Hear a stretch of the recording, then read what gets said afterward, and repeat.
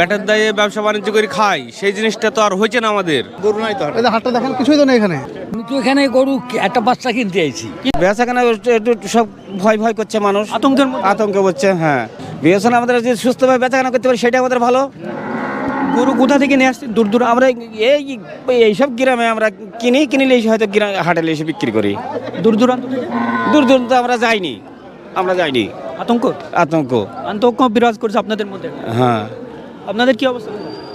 দাদা আমি তো এখানে গরু একটা বাচ্চা কিনতে আইছি। কিনতে এসেছেন? হ্যাঁ, জন্য পালার জন্য একটা গাই বানাবো, বাচ্চা কিনে। হ্যাঁ, একটা বন বাছুর কিনবো আর কি, ছোট। বেচা কিনা দেখছেন তো হাল, এতে কি বেচা কিনা হবে? মানুষের মধ্যে বেচা কিনা নাই, মানুষের মধ্যে আতঙ্ক ধরে গিয়েছে। তাহলে এবার কি করি, বেচা কিনা লাইন করবে?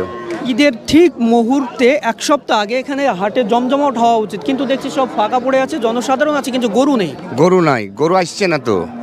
দূর দূরান্ত থেকে গরু আসছে না। না এর আগে কখনো এরকমটা হয়েছে?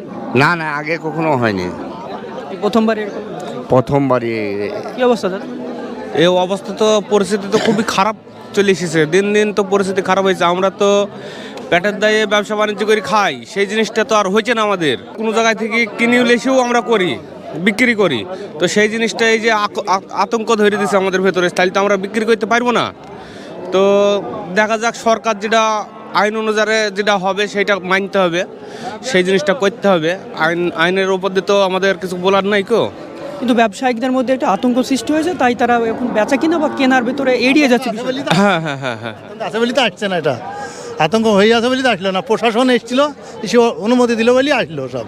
প্রশাসন এসে দিলে অনুমতি দেওয়া এসেছিল এটা লোকালের মধ্যে, সেটা মানে এটা না নওদার বাইরে কেউ যাবেও না, আসবেও না। হাটে কেউ এসেছিল না, বুঝতে পারলেন? নওদার বাইরে না।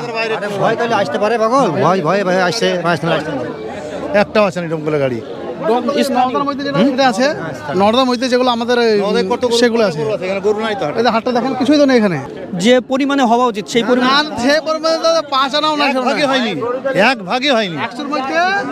এখানে 400-500 গরু আসতো, সে জায়গায় দেখতে পাচ্ছেন 10-12 গরু এখানে বিক্রি করে কি করে মানুষ, ভয় আতঙ্কে আছে মানুষ। আমরা হাটের ব্যবসায়িকদের সঙ্গে কথা বললাম, তারা জানাচ্ছেন তারা আতঙ্কের মধ্যে আছে, কারণ তাদের এটা পেশা এবং এর মাধ্যমেই তাদের সংসার চলে। পাশাপাশি জানাচ্ছেন যে এই ব্যবসা তারা দীর্ঘদিন ধরে করে আসছে, আর এই হাট একটা জমজমাট থাকে। কিন্তু আজকে যেহেতু প্রশাসনের দিক দিয়ে একটু কঠোর ব্যবস্থা নেওয়া হয়েছে, পাশাপাশি তারা বলছেন যে হাটে যে পর্যাপ্ত গরু আসে সেই গরু নেই, কিন্তু একেবারে অল্প সংখ্যক গরু এসেছে এবং সেই গরু বেচা কিনা নেই, তেমনই তারা জানাচ্ছেন।